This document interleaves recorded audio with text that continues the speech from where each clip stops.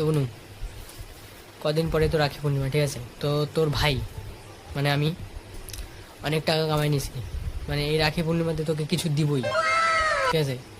এমনকি না রাখি পরাবি, তো কিছু দিব না, মিষ্টি খেয়ে চলে আসবো, ঠিক আছে? কিন্তু মিষ্টি খাওয়াবি, ওটা কিন্তু ভুলবি না।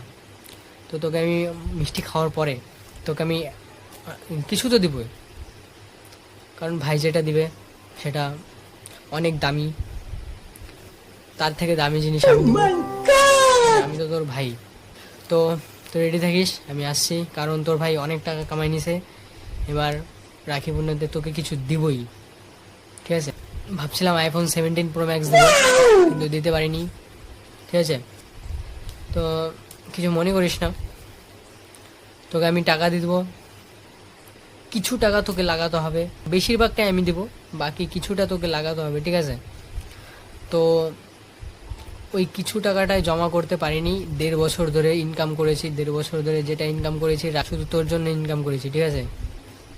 তো রেডি থাকিস, এই যে এইটা টাকা ইনকাম করেছি। তো এত টাকা আমি মিনিমাম 1.5 বছর ধরে ইনকাম করেছি, ঠিক আছে? তো বলেছিলাম না তোকে আমি কিছু তো দিবই, তো এটা দিয়ে দেবো। বাকি আইফোন 17 প্রো ম্যাক্স নিতে গেলে মিনিমাম এখানে আরও কয়েকটা শূন্য বসাতে হবে, আর কয়েকটা জিরো বসাতে হবে, ঠিক আছে? তো বাকি জিরো কয়টা তুই বসাই নিস, ঠিক আছে?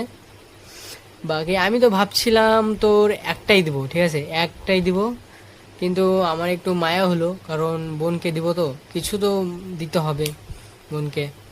তো আমি আরও একটা জিরো বসাই দিছি, তুই বাকি জিরো কটা বসাই দিস, ঠিক আছে?